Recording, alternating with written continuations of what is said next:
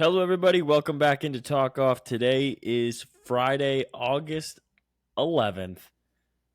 Zach, me and you, our asses are in the jackpot. Our asses are in the jackpot with the take that there was going to be less no-hitters with the pitch clock because the complete opposite has happened. We are bad luck. You should gamble again. You should fade everything we say, essentially, because it's just guaranteed. Maybe just everything I say, because it's just guaranteed to fucking happen. Michael Lorenzen, second start as a Philly, first in Philadelphia, no hitter with the Phillies against the Nationals. Right. Yeah, that was a sick game, and he did it in vans too.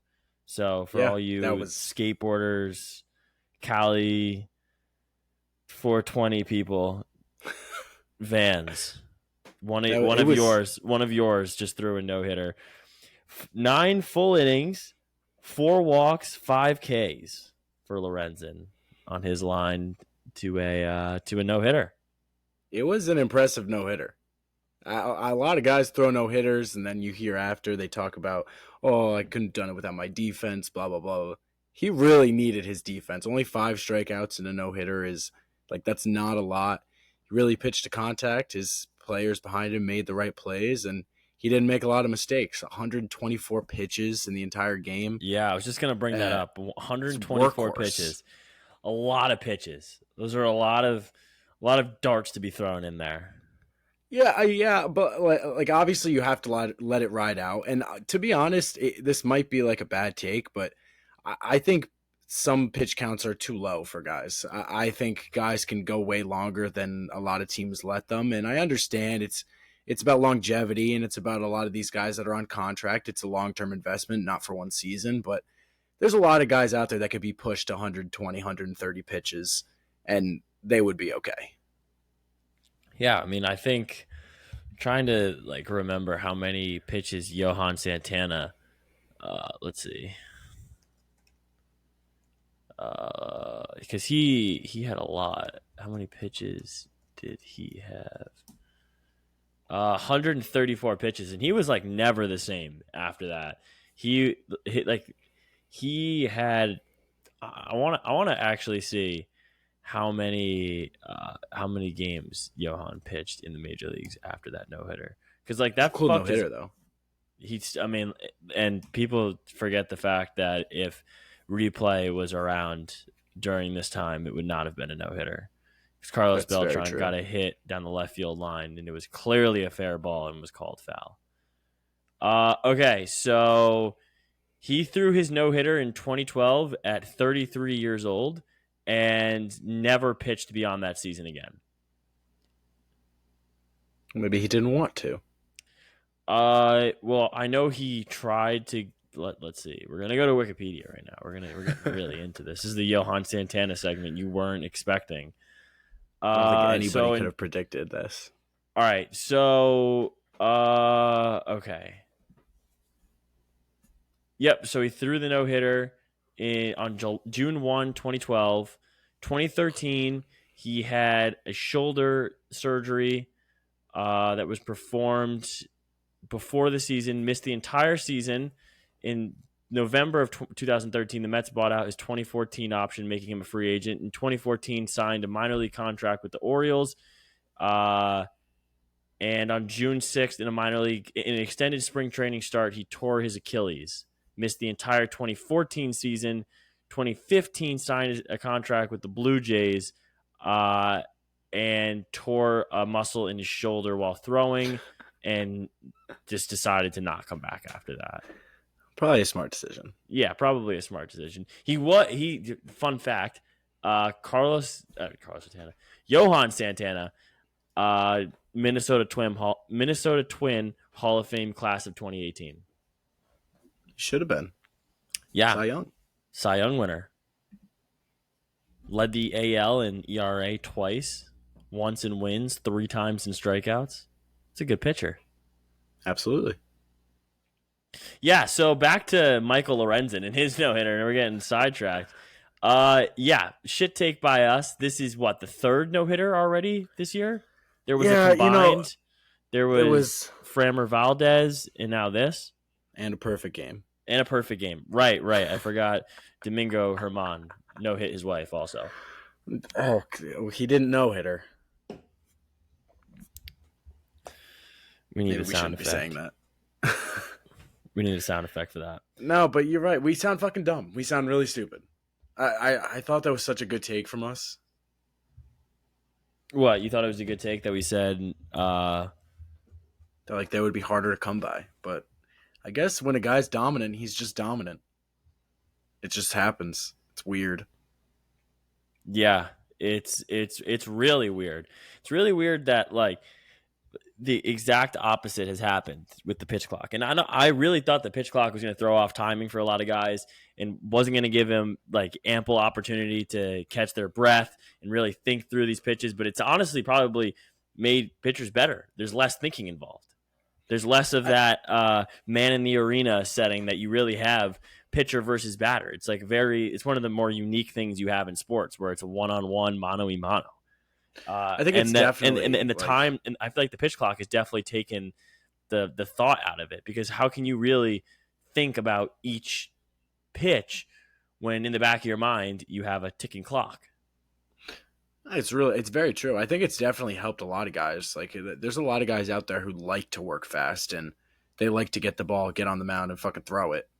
And to those guys, it really helps. And then we've seen guys struggle, and this year especially, we've seen guys who were very good last year who have struggled this year. Just Alek Manoah, Sandy Alcantara, guys who were dominant last year not be very good this year. And you could point to the pitch clock because it's the one thing that's changed over the year besides that they're a year older. But I think it's definitely helped a lot of guys because there's a lot of guys out there who really do just like to get the ball, get on the mound, and throw it, and it makes them work better. It throws the pitchers off. It throws the batters off, and you just really get into a rhythm, and you get pitch by pitch. You just get better and better. And Lorenzen in this game did that. He just got better and better every pitch. 124 pitches, and they were all fantastic. I'm pretty sure 75 of them were for strikes.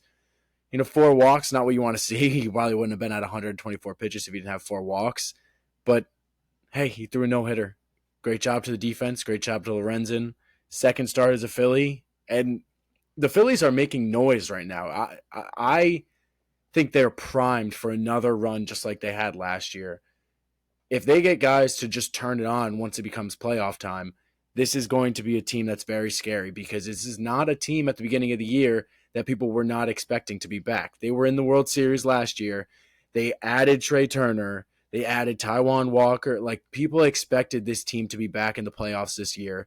And as they were underperforming, I feel like a lot of people forgot about the Phillies. A lot of people lost hope, and they were like, oh, last year was just a fluke, blah, blah, blah. No, this team is very good. They are coming right now. I feel like we talk about every podcast, I say it, that the Phillies are coming. They're getting hot at the exact right time. And if I'm in the playoffs and I pull the Phillies in any sort of division, championship, wild card, it doesn't matter. If I pull the Phillies and I have to play the Phillies, I'm nervous. I really am, because they have 2 great pitchers at the top, and then they add Lorenzen as their 3, and that lineup can hit with the best teams in baseball. So I'd be really nervous for anyone to having to play the Phillies down the stretch. Yeah, the Phillies are really looking like they could do some damage if everyone starts playing like they can. And as of lately, it's been seeming like that's the case. 7-3 in their last 10, now creeping up 11 games over 500, only 10 games off the division lead. Look, like, I don't want to say that the division is over, because I've seen some crazy things, aka 2022 Mets, happen, and you never know. You never know what can happen. Teams can collapse in the last month. I'm but saying it's over. You think it's over? I'm saying it's over. You don't have to say it, but I'm saying it's over. But it looks like as of right now, Philly's going to be that top team in the National League wild card. So they'll be playing at Citizens Bank in the first week of October. So that is going to be exciting to see. Philly, as much as I hate them, like, their fans are passionate and like they really show out for the postseason. So it'll be fun. I know for a fact that this postseason run, they're going to try to make the magic happen again. I mean, they're definitely going to be missing. What's his name? Why am I drawing a blank on his name? got hurt in like the first week of the spring training. First baseman, Rhys Hoskins. Rhys Hoskins. Yeah, they're going to be missing him a lot this postseason, but Totally forgot that he tore his ACL yeah, in spring training. yeah. So like, sucks that he's out, but Atlanta could be primed for another run at a NL pennant. Meet Philly. Sorry, Philly. I think Atlanta is too. Don't worry. Nah, they're definitely on the run for it. It's so stupid how good they are. I look at it all the time, and it's just like it's just so dumb. Just get worse, please, Seriously, for the sake of everyone. Like, why are you so good? Exactly. You know who's getting worse? Tampa Bay is getting worse. Shane McClanahan done for the entire season, most likely. Kevin Cash came out the other day. He said he's most likely done for the season, and this hurts the Rays more than almost anything. I think they would rather have Wander Franco go down right now than Shane McClanahan because Yeah, the that's pitching starting. is thin. The starting rotation in Tampa now is so thin. Rasmussen's out for the year. Looks like McClanahan's out for the year. Springs is out for the year. Boz is out for the year. It's just another abysmal rotation season for Tampa. They had the same thing happen last year with Glasnow and Boz and everyone going down. Right now, their number one is Glasnow. Who knows if he's going to stay healthy? I don't think he's healthy right now. And then they have F. Flynn to back him up. Like, I don't even know because everyone is just hurt and it doesn't look like anybody's going to come back healthy. Taj Bradley, as good as the start he got to in his rookie season, it just hasn't been it since then. I think he's hovering around a 5 ERA. That's no good. Tampa, and like the saddest thing about Tampa too is they didn't get any help at the deadline in the rotation. Really, like they needed a lot of rotation help. They needed a guy like a Michael Lorenzen to go to Tampa and eat innings for them. They did not get that, and now we're looking at that one injury to their ace pitcher. And we're looking at, like, I don't think Tampa can win a playoff series because, as we always talk about, the playoffs are about your pitching rotation. How good is your pitching? Yes, their bullpen is still a solid bullpen, but if you can't get to the bullpen, you're going to have a lot of problems in the playoffs. You can't be doing a lot of bullpen games in the playoffs either because if you expect to go anywhere, your bullpen is just going to get worn down, and that's not what you need. You need starting pitching to win playoff series. They don't have it. I'm really, really losing faith in the Rays. It makes me happy as a Red Sox fan, but sad as a baseball fan. Yeah, it is an interesting time for the Tampa Bay Rays. I don't really know where they're going to look for help now because they didn't really do anything at the deadline to really bolster that starting rotation. I mean, they could have done a lot more than what they had done throughout the season, and now they're going to have to live with the consequences of not having made the big move for someone for reinforcements because now they're in clear desperation mode. Now they've lost the lead in the division. It's now 2.5 back, and it could get dicey from here. It could get really dicey. You never want to play in the wild card. If you can win the division, you obviously want to win the division, but 3-game series. A 3-game series that's deciding at 162 is never a comfortable sight. No, 100%. And like I said before, I don't see any way they can get better. Like they're not going to get guys back. These guys are done for the season. Like I don't know if I can say, you can't say like chalk the season, but like it's almost chalk the season because of with so many guys in the rotation hurt. I really don't understand how they can go and beat really good teams that are going to be in the playoffs. I don't know how they can beat a team like the Blue Jays. I don't know how they can beat a team like the Orioles or the Astros or the Rangers. I don't see it happening just because of the rotation. If you're starting a rookie game 2 or 3, that's not good, especially when the rookie has a 5.5 ERA. Tampa needed help at the deadline. They didn't get help at the deadline, and now they're paying the price. Just like you said, they're like if Glasnow is no good and he goes down, they really have absolutely no one. And this again was a rotation at the beginning of the season that everyone healthy, it's like we were saying, this is one of the best rotations in baseball. No one healthy, obviously it's one of the worst. And Tampa's finding themselves in that problem right now. I don't know how they're going to get out of it. Baltimore's been playing great ball. I think Baltimore's going to stay ahead of them for the rest of the season, and they're going to have to go into wild card weekend and see what they can do. I feel like they've been boosted by this great start that they had, and it's like thank God they had that historic start, because if they got out to an average start, they'd probably be around where Toronto is. They're not. They only have the top wild card spot because of that great start they got out to. Because to be honest, since June maybe they haven't played that great of baseball. Yeah, they have not played that great of baseball. There's a lot of teams who have not been playing that great of baseball as of late. And there's also teams who have been playing a lot better and could possibly play themselves into a wild card spot. Zach, those are the Seattle Mariners that I'm referring to in terms of playing a lot better as of recently. They're on a 7-game win streak and now only 1.5 out of the wild card. And boy, is this interesting because they were looked as sellers just 10 days ago. And now they're primed to make a push in that third wild card spot. Yeah, at the deadline, the Seattle Mariners were one of the teams that we were kind of confused about. They were one of those fringe teams that, they could have sold and been like, okay, we'll just go for it next year. Or like I could have been okay. I would have been okay with them buying. Like if they bought, I would have been fine with that, because I still see the team that I saw in the offseason. I still see the team that I thought was primed for another playoff run. A team that broke the drought last year and I thought was going to break through the playoffs this year. They're a game and a half out of the wild card right now. There is no reason that they shouldn't be able to take that over. Yeah, they're going to have to take over Toronto or maybe Houston, and that's going to be really tough. But look, Seattle at the deadline when they traded Paul Sewald, I don't think anybody was like, this team is going to get so much better because they got rid of Paul Sewald and they DFA'd Colton Wong. But they're better.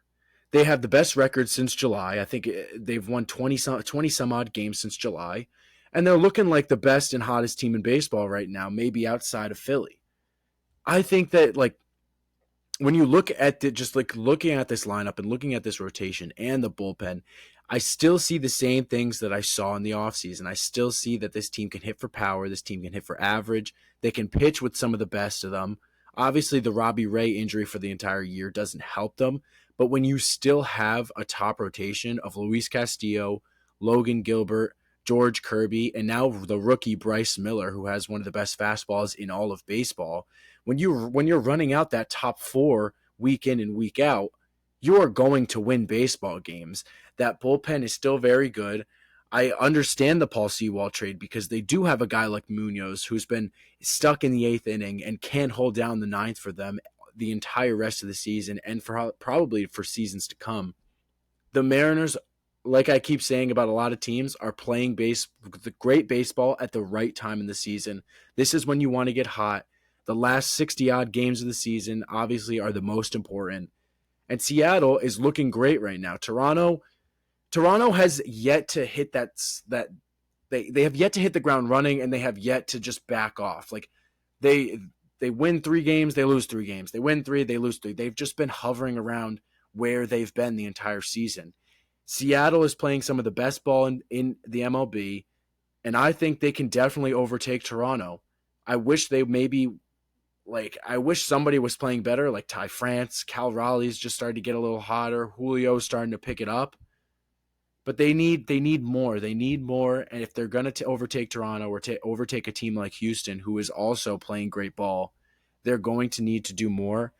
The pitching is not the problem. It's the lineup that's been the problem for the whole season. If they can figure it out again, I think I like this team in the playoffs. Again, I think this is a team that can make noise in the playoffs because they have that great rotation and they can go out with pitch with some of the best teams in baseball. Zach, another team that's not far off is the Boston Red Sox. They're only 4.5 out. I don't want to get your hopes up now, but 4.5 out is not a unrealistic thought. Yeah, it's not unrealistic. It really isn't. And are they officially out of it? I wouldn't say they're officially out of it yet. All the reinforcements that they're going to get, Trevor Story just came back on Tuesday. Obviously, he has not gotten a hit in the 2 games he's been back, but we're not going to talk about that because it just makes me angry. But they're getting Chris Sale back this week. They're getting Garrett Whitlock and Tanner Houck back in the next couple weeks. The help is coming that they've been looking for months. I think the only problem right now with Boston is they're too streaky. They had a great streak. They were one of the best teams in July. They played great. August hits. They go on a West Coast trip to San Francisco and Seattle. They forget how to hit. They come back, swept by Toronto. Now they're hoping to take 3 out of 4 from Kansas City, and it's been a brutal series to watch. It's been such an ugly series. I don't even want to watch them because it's just the hitting hasn't been there. They still can't field. They're still one of the worst fielding teams in all of baseball. And I'm tired of watching openers go out there. This team needed help. They didn't buy at the deadline. I understand why they didn't buy, but they also didn't really have a position. They didn't buy, they didn't sell. They stayed in the middle, which in my opinion is just Death Valley for MLB teams. You can't just stay in the middle and do nothing. I understand 4.5 back. They're technically still in it. I think they're pretty much out of it with how bad they've been playing, how good the Mariners have been playing. But like you said, you never know. Crazier things have happened. I'm keeping optimistic.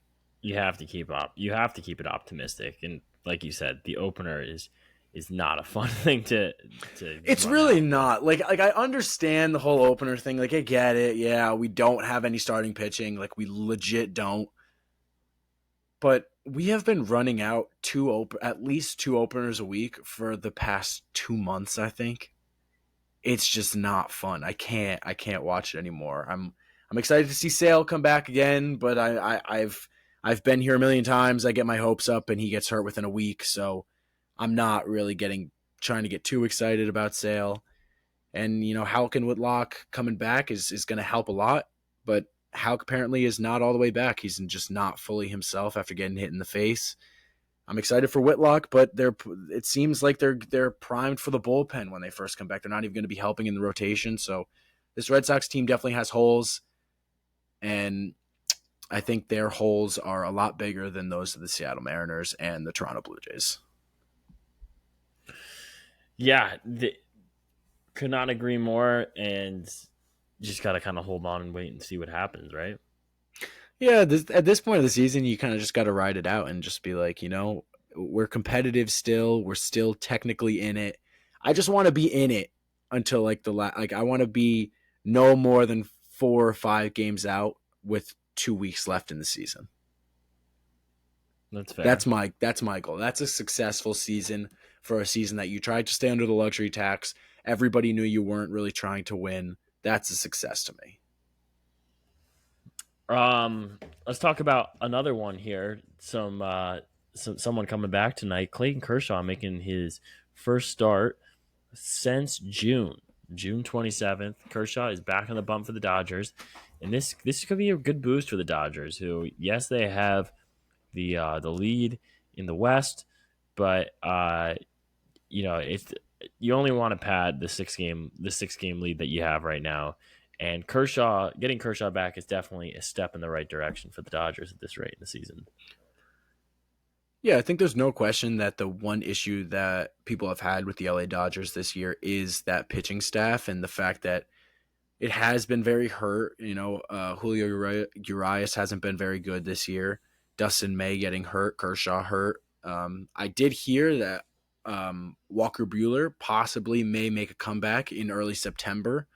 That would be really exciting for the Dodgers for the playoff push. He hasn't pitched an inning this season. He's been out.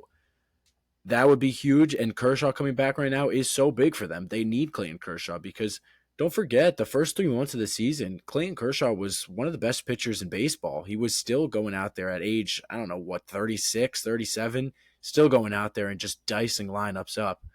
If they're going to make a push in the playoffs, they need Clayton Kershaw. He is their captain. He is their forever player. He is that guy that they need in the playoffs. Obviously, we're not going to talk about his history in the playoffs. Yeah, that's because he's had an interesting history in the playoffs besides 2020. But they still need him. I don't care about how he's performed in the playoffs in the past. If they want to make a push, they need Clayton Kershaw leading that rotation, because without Urias at the top, it's lacking that dominant guy to go out there game one, take the ball, and say, fuck this lineup.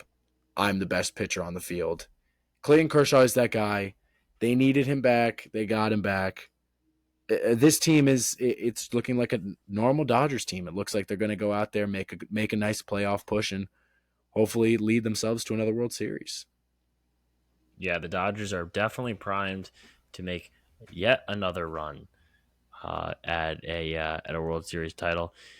The Astros did not sweep the Orioles today. The Orioles avoid the sweep, but the Astros do go into Baltimore and they take 2 out of 3 from the Orioles. And this is this kind of goes with what I was saying earlier in the week, Zach. I said, watch out for the Astros. They're definitely not dead yet. And as we speak right now, 2.5 off the pace right now from Texas. This was a big showing for me this weekend, or excuse me, this week in Baltimore, for just how resilient the Astros are and how good they can be against teams that are leading the American League. Yeah, let me tell you something. I feel like this whole year, everybody's been talking about the Rays and the Orioles and the Rangers' first great season in a while, and nobody is really talking about the Houston Astros. And a lot of people, I feel like, are forgetting that these are our defending world champions. Yes, they lost a couple guys. Did you hear they got Justin Verlander back, everybody? Did you hear about that? The Houston Astros are still the Houston Astros. They will go out, they will beat teams with their pitching, their great fielding, and that phenomenal lineup. Obviously, we thought this team was going to be a juggernaut this year, coming off the World Series, adding Jose Abreu. It didn't end up working out. Jose Abreu, terrible season. They've had a couple injuries. Altuve was out for a while. Bregman hasn't been the best. And obviously, we know the struggles that they've had with the pitching staff. Adding Justin Verlander to this pitching staff, getting him back in Houston is perfect. I think that's where he belongs. That's where he thrives. And Houston is still, in my opinion, one of the toughest teams to beat in the AL. I think I would almost rather play Texas than play Houston, just because of how good Houston is in the playoffs. We know what they've done in the playoffs the past couple years. They're always there. They will be there until this core of guys goes away. We thought, honestly, when Correa went away, they were like, oh, the core's gone. No, it's not. Correa went away. Springer went away. It doesn't matter. The Astros are still kings. They're the champions. Everyone needs to watch out for the Astros. Yeah, and it seems like they get better every day. It's like one after another, they're just continually improving, and improving. It looks like they're doing right now. I mean, they have just, as of recently, I want to say since the acquisition of Verlander, I mean, they've only lost maybe like 1 or 2 games, or 7-3 in their last 10. They're just recently have been on fire. So if I'm saying today, I think the Astros are winning the West. I have to stick with that. I think the Astros are winning the West. I don't know if I'm ready to say I think the Astros are going to win the West, but I'll say I would not be shocked at all if they win the West. I also wouldn't be shocked at all if they won the West by like 5 games. Like, Yeah. I wouldn't be shocked about anything to happen. I honestly might be a little more shocked if it stays like this. Like, if the Rangers hold like the 2-game lead for the rest of the season, I'd be surprised if it doesn't go a little bit back and forth. And this is one of the divisions that comes down to the absolute wire. Yeah, totally agree. This has writing all over the wall that this could be a division that could end or may not be decided until we hit October. Yeah, 100%. I just think like both these teams are so good, and they're doing it in different ways too. Obviously, Texas does it pretty much on the back of their lineup. They score a lot of runs, especially with all the injuries they've had in their rotation. They score a lot. And the Astros are just that team that you just don't want to play because they're just good overall. They're good in every aspect of the game. They don't have big, giant holes in certain parts of their team. Their rotation's good, bullpen's good, lineup is good. I think you can pick apart the Rangers a little bit more than the Astros, and that's why I think I would fear the Astros a little bit more than the Rangers.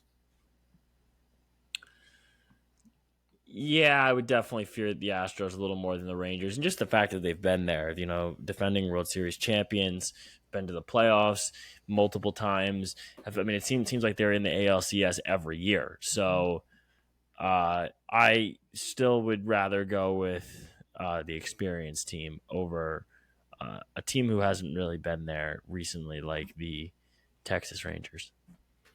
Yeah, exactly. Did you Absolutely. see the comments by Juan Soto talking about the Padres? Yeah, where he says he loves playing there. He said he loves play. Like I saw a comment. I don't know what's going on with Juan Soto this year. I feel like he's come out and said some ridiculously dumb things. I saw today that he was calling out the Padres. He doesn't think a lot of the guys are trying to win. Doesn't think they're trying to win. So then why do Let you me tell love you playing something. there? The Padres are trying to win. I can guarantee you that the Padres are trying to win. They're having a really bad season. But Juan Soto is just saying this dumb stuff. Like, first of all, shut up. You don't need to call out your teammates for not like that's how to make yourself one of the most hated guys in the clubhouse. He's also had comments earlier in the season when they were going to face Shohei Ohtani talking about, oh, you don't know, he doesn't know this lineup. Shut the fuck up. That's the best player in all of sports. He was talking about I think somebody was throwing at somebody and he was saying like don't throw at my team, shit like that. Like just he's been saying so much stuff this year, and I feel like this is a guy who was normally quiet, especially in Washington. Coming up in a year where you're going to be a free agent, don't you think you want to keep your mouth shut and just fucking play baseball? It's not like you're having a career season. It's not like, you're the prize of baseball right now. There's a lot of people out there with questions about Juan Soto. Yes, he's been a lot better the second half of the season. The first 2 or 3 months were struggles, but since then he's been quite good. But this is still not the Juan Soto that people were expecting to come San Diego. And I think that if you're playing a certain type of way and you're going to be a free agent, you should shut the fuck up.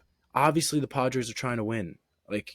And even if they aren't, that's fucking baseball, dude.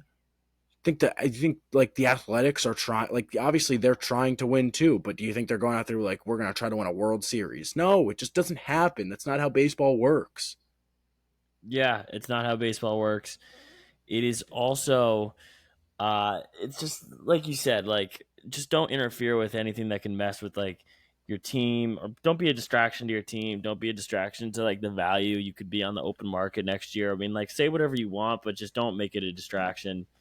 And like calling out like Otani is just not the right play at all, or like it's just do your own thing. Yeah, I'm not a big Juan Soto fan. Ever since he went to San Diego, he's just I don't know. Yeah, They poisoned him. yeah, no, seriously. Trying to think what else. That's like kind of all that I had, and then we could talk about Aaron Boone having the most ejections in baseball, but there's really not much to talk about just besides the fact Not that much to this is say there. although Aaron Boone is definitely getting canned after this season. I think he better. I know he might not, but I thought he should get canned. I never thought they should hire him in the first place. Like this was I don't care what anybody says. I think if you're just a general baseball fan and you have a general baseball mind, you can tell that hiring Aaron Boone to be the manager of the New York Yankees was not the right call. Yeah, no, It not at wasn't. all. It wasn't. What has he done for this team? Absolutely nothing. Yeah, nothing. Only been a distraction to his players by going on John Boy every other week. Goes on John Boy every other week. He just gets ejected all the fucking time with his stupid strike call. Like, yeah, it was fucking hilarious, but be a manager, dude. Like, you're not there to get thrown out. You're there to manage the fucking team. He is, in my opinion, one of the worst managers in baseball. I can't believe he still has a job. Yeah, neither can I, honestly. I think it's more of just like, I think it's more of like, if he was the coach of, I don't know, the Cincinnati Reds, he would have been fired a long time ago. I think it's the whole thing that he's a Yankee. He was a Yankee. He had the home run. He's the hometown boy. Blah blah blah. Fuck that shit. Fire him. He sucks. Yeah, dude, it sucks. That's pretty much all I have to say about that. All right, should we get into some picks? I know today is going to be a shorter episode. Not much to talk about. Let's just pick.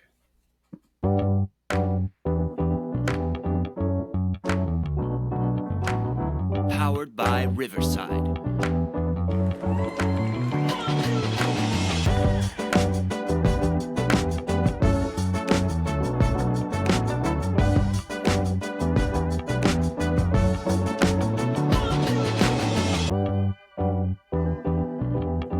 All right, picks for Friday, August 11th. I can go first. I am taking the Chicago Cubs tomorrow night in the Apple TV game. Chicago is in Toronto tomorrow night. Chicago money line. Let's ride.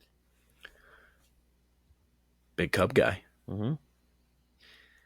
I'm going to take the Seattle Mariners. I'm going to take the hottest team in baseball. They're playing the Baltimore Orioles in Seattle. Luis Castillo on the mound against Kyle Gibson. Mariners, nothing else to say. Hottest team in baseball. Playing at home. I like the Mariners. I am going to stick with Old Reliable because we're back and we're hot again. So Orioles, Mariners over 8. Got a nice line there. So let's stay hot. Jake, I love it. Thank you. Such a good pick. Where did you get that from? You must just come out with that. It's crazy. A little different one today, I know. Okay, roulette. I can do it. Here we go. Loading the roulette. I think we're due. We're so due today that I'm picking 0. Whoa. 1-0 or double 0? Single 0. Single I'm 0. doing Daz? 3. 3? Okay, I'm going to go with 26. The last number was 17. 0, 3, and 26. Let's do this. I'm feeling 0, Jake. I don't know why, but 0's feeling really good. Have we ever had it be 0? I don't think so. Not since I started recording.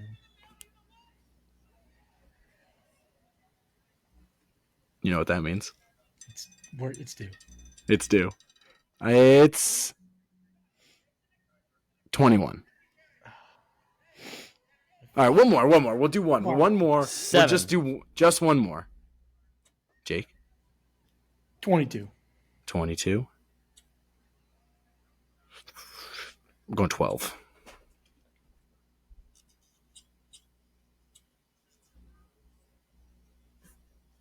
Here we go. Come on. Come on, baby. Get in there. It's 11. It's 11, but it wasn't 11 for a second. So much. What was it? Yeah, I'm only doing 2, but it was 11. We didn't get it. No, but what was it? Almost. Oh, it was almost 0. Oh. Wait, the last 3 recorded roulette spins have all been 11. I know we've done it like multiple times in the last 3 episodes, but the last one I recorded was 11 each time. Okay, next episode, Jake said a reminder, guess 11. Okay, all right. I'll put that in the notes. Thank you. All right, well, that's our show for Friday, August 11th. Everyone have a happy and safe weekend, and we will see you back next week. Bye.